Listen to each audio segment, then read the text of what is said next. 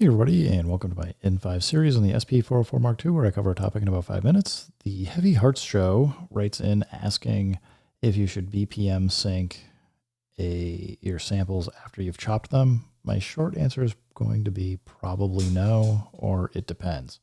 But again, depends what you want, but I'm going to show you what happens if you do it. So right now, I've got this pattern that I've made on the MPC. I want to record that over onto the SP404 Mark II, and we'll chop it up. So let's go to Bank E, we're going to hit record. We've got weight in.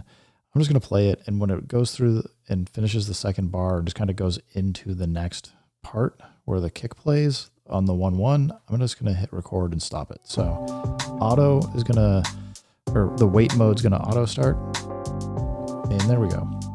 So we just have like a little extra kick that we just need to kind of pull the end back in. It should be good. Hear like a little bit of a chop, so a click. So we're gonna get a click when we loop over.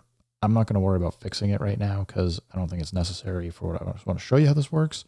But we've got our loop, and for what I just said, this looks like it's probably the last kick that we kind of had come in. So we're just looking for roughly a 0 cross, just to minimize clicks as much as possible. That's probably as close as I'm going to get without spending a lot of time on it. Let's just turn gate off, loop on. Just make sure it sounds okay.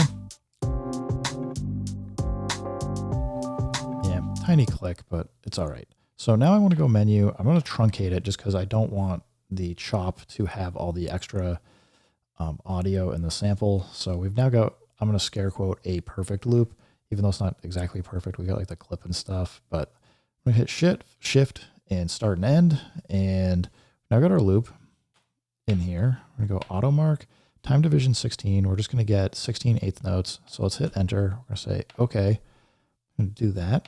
I'm going to hit it again. We're going to assign to pad. I'm going to go to J just so in case we want to go back to that loop for some reason we can.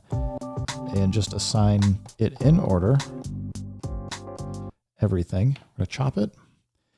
And now we have all these chops. You can see it says 90 BPM for all these. That's not right. So you can imagine we're going to get something that's going to change a little bit once we do come in with BPM Sync. But without further ado, we're going to go to J. I'm just going to do this pattern on J. We're going to hit record. I'm in TR-Rec mode. If you want to switch over, just hit remain. We'll hit record. And now I can start taking each pad and putting it, whoop, I went the second one. I'm just going to start programming this out.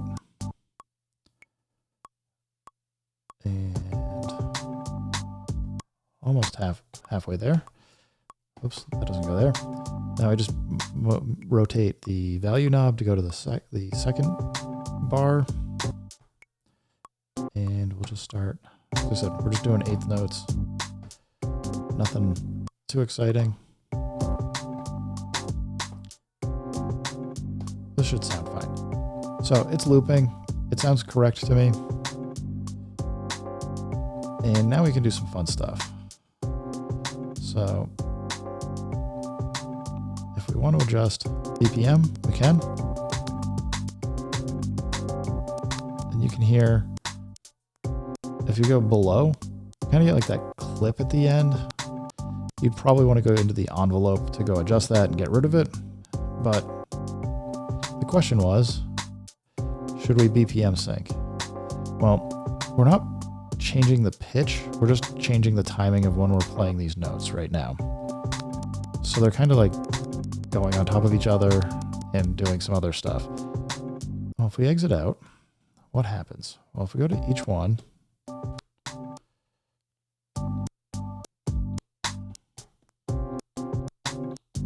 you'll hear, assuming I got everything, you can hear it's like the pitch already changed.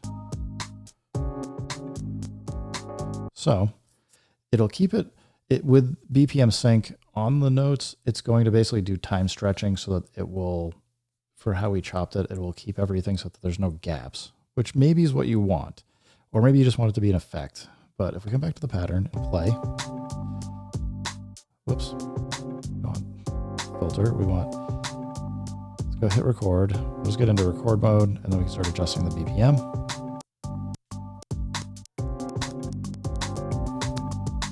Now, in here, it doesn't make a difference because in TR rec mode, we've already applied the pitch. So it's not actually going to go apply any syncing. So again, it just depends on,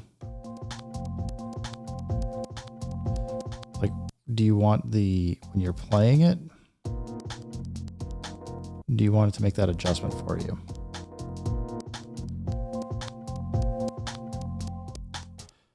And yeah, there's a bunch of other stuff I would say you need to clean up if you're going to do it, like go into the envelope and probably put in some attack and release at like both at 1 probably, just to kind of tighten it up a little bit, maybe, or maybe go find 0 cross points. It's a lot of work. So I would say probably don't bother with the BPM sync, as I said, but it is nice if you want to take something and just have it, like you can, the nice thing about it is with BPM sync is everything will stay in tune, just playing, and we can come into like tap tempo and kind of get an effect here.